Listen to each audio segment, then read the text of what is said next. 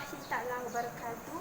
Saya Nurul Zayana binti Zainal akan membentangkan tajuk projek dakwah akhir saya iaitu penghasilan serbuk minuman pegaga. Nama penyelidik saya ialah Puan Syahidah binti Siddiq. Pengenalan. Daun pegaga dengan nama saintifiknya ialah Centella acetica. Tumbuhan ini berbentuk bulat, mempunyai tangkai yang panjang dan permukaan yang licin.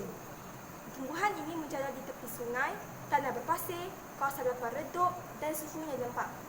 Seterusnya, daun pegaga mudah ditemui di negara seperti Sri Lanka, Madagaskar, Afrika Selatan, China dan Malaysia.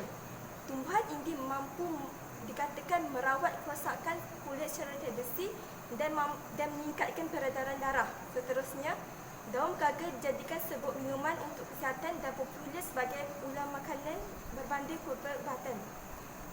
Latar belakang kajian. Di Malaysia terdapat 3 jenis kaum iaitu masyarakat Melayu, masyarakat India dan masyarakat Cina. Di kalangan masyarakat Melayu, ianya dijadikan sebagai ulam makanan. Di kalangan masyarakat Cina, ianya dijadikan sebagai penyejuk badan. Manakala di kalangan masyarakat India, ianya dijadikan sebagai tonik kecerdasan minda. Seterusnya, daun pegaga mempunyai pelbagai khasiat, antaranya ialah mengandungi protein, gentian, zat besi, vitamin A dan vitamin C. Terdapat 4 spesies pegaga iaitu pegaga salad, pegaga kerinting, pegaga biasa dan pegaga ubi. Seterusnya ialah penyertaan masalah. Khasiat daun pegaga kurang dimanfaatkan dalam pasaran produk di pasaran. Seterusnya, masyarakat kini didedahkan dengan minuman tidak berkhasiat dan tidak mempunyai nutrisi yang baik. Seterusnya, pengambilan minuman bergula dan bergas yang tinggi di pasaran akan memudaratkan kesihatan pengguna. Objektif. Pertama, mengenal pasti khasiat yang terdapat pada daun pegaga. Seterusnya, menghasilkan serbuk minuman daripada daun pegaga. Seterusnya ialah menguji kualiti dan ketelarutan serbuk minuman pegaga. Kepentingan kajian. Projek ini memberi kesan yang baik kepada masyarakat jika ianya diketengahkan dan berpotensi untuk mendapat perhatian di masyarakat luar. Seterusnya, projek ini memudahkan pengguna untuk mengambil sarapan pagi dan menjimatkan masa membuat minuman yang berkhasiat. Skop kajian. Kajian ini dijalankan di Taman Tasik Biru, Selangor selama 30 orang responden untuk diminta menguji rasa, tekstur apabila dijadikan serbuk minuman. Bahan pembungkusan bagi projek ini ialah botol kaca. Bab 3 metodologi. Ini adalah catatan yang dihasilkan daripada bulan pertama hingga bulan 12. Seterusnya ialah carta ahli kajian daripada mula, perbincangan dan pemilihan tajuk, penyediaan kertas cadangan, penulisan pengenalan bab 1, penulisan projek literature bab 2, seterusnya perbentangan kertas cadangan, menghantar laporan projek, kemudian menilai hasil kerja dan selesai. Ini adalah anggaran kos bagi keseluruhan projek. Bahan-bahan yang digunakan ialah botol kaca, gula batu, gula pasir, gula merah, daun pegaga dan sodium metabisulfit. Anggaran kos bagi keseluruhan projek sebanyak RM49.50. Ini adalah carta ahli proses. Pertama, cuci daun pegaga bersama batangnya. Kedua, rendamkan dengan larutan sodium metabisulfit. Kemudian, siram dengan air yang bersih dan toskan. Seterusnya, masukkan ke dalam oven pengering untuk dikeringkan. Kemudian, masukkan ke dalam pengisar kering dan kisar bersama gula.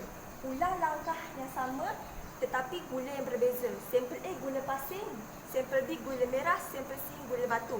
Dan akhir sekali ialah masukkan sampel ke dalam botol kaca. Seterusnya ialah jangkaan hasil. Serbuk daun pegaga dijangka akan mempunyai rasa lebih manis, warnanya menarik dan sesuai untuk diminum. Serbuk daun pegaga boleh disimpan pada jangka masa yang lebih lama. Bab 4, dapatan dan analisis. Berikut adalah video proses penghasilan serbuk minuman pegaga.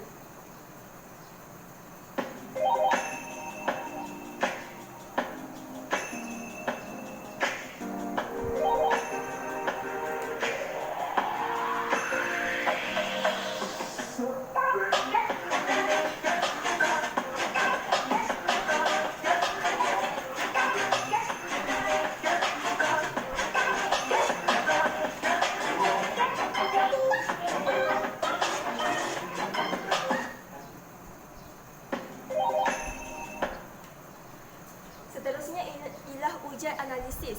Ujian ini merangkumi 3 ujian, iaitu ujian organoleptik, ujian keterlarutan, ujian pengeringan. Ujian organoleptik ianya merangkumi rasa, warna, aroma, keterlarutan dan tekstur serbuk minuman bergaga. Seterusnya ialah ujian keterlarutan. Ujian ini ialah untuk menguji sampel yang lebih larut. Seterusnya ialah ujian pengeringan sebagai ejen oven pengering untuk mengeringkan daun bergaga. Ini adalah dapatan dan hasil dan analisis. Berdasarkan graf tersebut, sampel A mempunyai responden skala sangat memuaskan sebanyak 13 orang.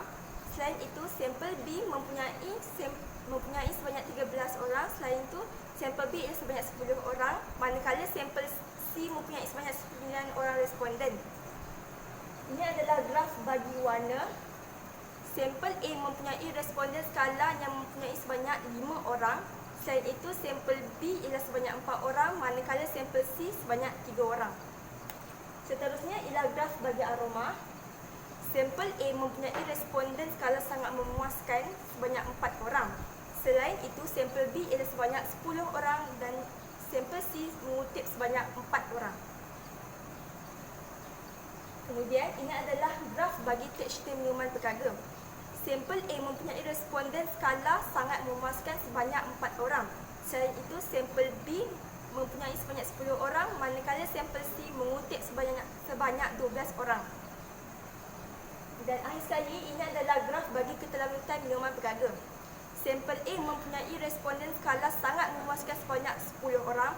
Sampel B mengutip sebanyak 13 orang, manakala sampel C mengutip sebanyak 9 orang. Ini adalah ujian keterlarutan yang telah dihasilkan.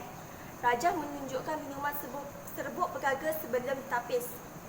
Didapati sampel B keterlarutannya adalah larut berbanding sampel A dan sampel C. Okey. Seterusnya ialah menunjukkan minuman serbuk bergaga yang telah ditapis sepenuhnya selepas membancuh. Minuman serbuk bergaga telah mengatasi masalah keterlarutan sepenuhnya selepas ditapis. Bab 5, perbincangan, cadangan dan kesimpulan. Perbincangan. Penggunaan mesin pengering ketika proses pengeringan daun bergaga memainkan peranan yang penting kerana suhu dan masa hendaklah bersesuaian supaya daun bergaga menjadi sangat kering. Seterusnya, kuantiti bahan ditimbang dan langkah proses yang betul untuk memastikan serbuk yang berkualiti. Kemudian, bahan pengawet tidak boleh melebihi 7% akan menyebabkan masalah kesihatan kepada pengguna. Seterusnya ialah cadangan penambahbaikan. Pertama, mengunci dengan lebih dalam tekstur serbuk minuman bergaga. Kemudian, menambahkan perisa apel hijau untuk menghilangkan rasa pahit minuman. Seterusnya, penambahbaikan pembungkusan dalam uncang untuk mengatasi masalah keterlarutan serbuk minuman bergaga. Dan akhirnya kesimpulan, projek ini bertujuan untuk memudahkan pengguna dan dapat menjimatkan masa pengguna. Seterusnya, projek ini dapat memberi tenaga kepada pengguna yang memerlukan tenaga yang banyak. Seterusnya, menyelesaikan masalah mengenai pembaziran hasil tanaman yang tidak dihabis jual. Dan akhir sekali, ini adalah sampel serbuk bergaga dalam pembungkusan yang saya hasilkan. Ini adalah sampel A, campuran gula pasir. Sampel B ialah campuran gula merah. Dan sampel C ialah campuran gula batu. Sekian, terima kasih.